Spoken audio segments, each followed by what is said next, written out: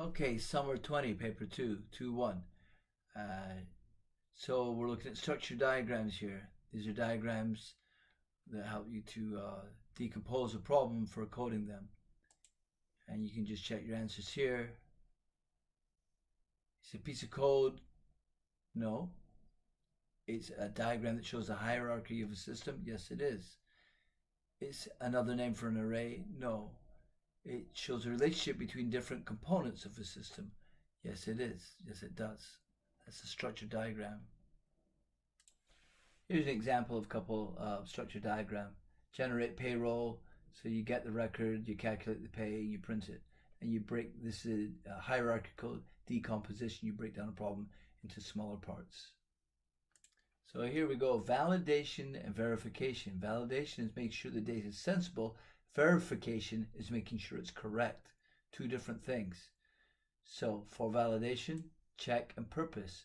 You've got a range check, which we've discovered at length, to make sure it falls within a set of values. A length check, we did this in the code walkthrough, to make sure it's a specified length.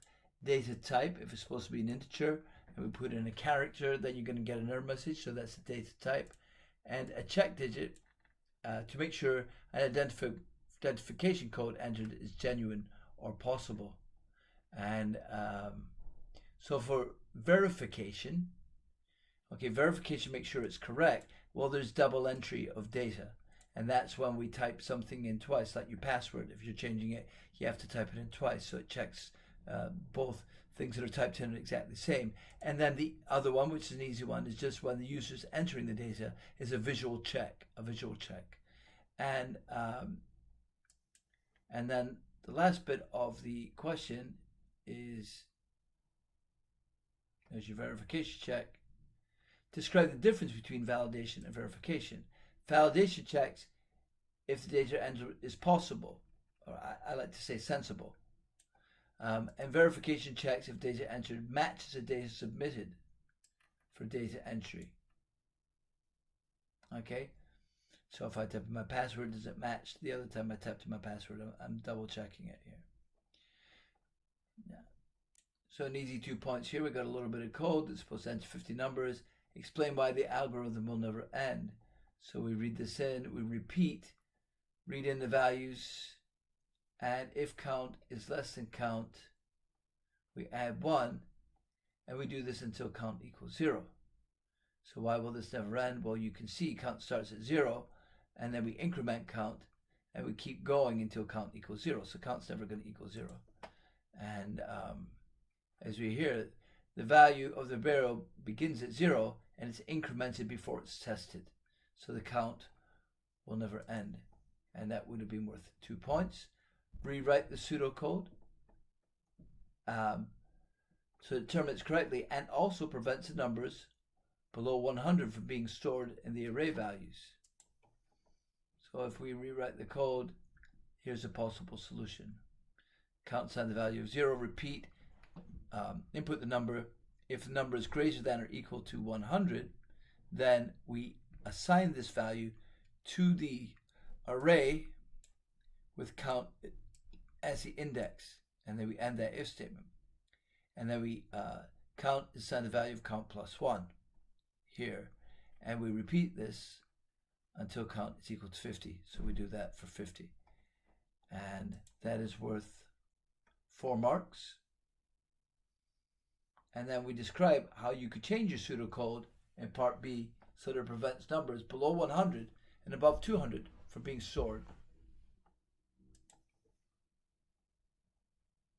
So alter the if statement or add a second if statement, comparison. And so the additional criteria set an upper limit of less than or equal to 100.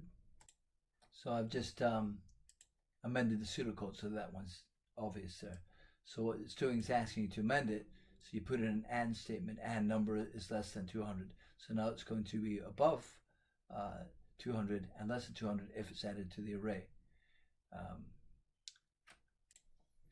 Okay, now we have a flowchart and a trace table question. So what I advise you to do is either on a scrap of paper or using word processor, whichever you prefer, go ahead and make yourself a little table with the test data and do this, and then check your answers. Now, what I will do with you, I'm not going to go through the whole thing, but what I will do is I'll point out a couple of things. This thing ends with a value of -1.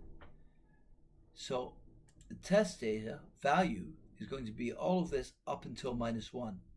Nothing beyond that is going to be read in, because value is where we input. Okay, so it ends with -1. And what we're doing is we're dividing here. So we can quickly see here that calc 1 is going to hold the value divided by 2, and calc 2 is going to hold the value divided by 3. And if we look at this one, we see that if the calc 1 is equal to the value divided by 2, and calc 1 is equal to the value divided by 3, then we output it. So what does that tell us about the output? So if you go through this and do it, and then pause the video and check your answer. So if we look at the answer, and pause this and work your way through it, we see that we paused here. We divided by 2. We divided the number by 3. And then we see with the output, 18 divided by 2, 9 goes into 18 twice, and 6 goes into 18 3 times, so I output this. 15 goes into this twice, 10 goes into this 3 times, so I put this number. The other numbers don't. And that's our trace table. And now we're into our database. The table name is tools, it's uppercase. The primary key is going to be code, and it uniquely identifies the record. Uniquely identifies the record is the answer to the first question. Remember, we have the tools table name has to be in here. The field names are in here. We're only showing these two where the price is greater than 40 and the stock is greater than 0 and the quantity is greater than 0. We're showing this one also, quantity ordered, and we're sorting it in descending order according to the quantity ordered. So go ahead and check your answer. So descending order numerically here, 60, 50, 25, and here's the fields that match that criteria. So you can go ahead and check that. So we have to output the tools where the quantity in stock is less than 25, so that field less than 25. So only the code, description, and quantity stock fields in ascending order, that means going up, of code. So write this down on a scrap piece of paper and pause the video and check your answers, which are coming now. So there we go, we're only showing the code, description, quantity fields. We have to put in the table name to get the marks, and it's ascending order according to code.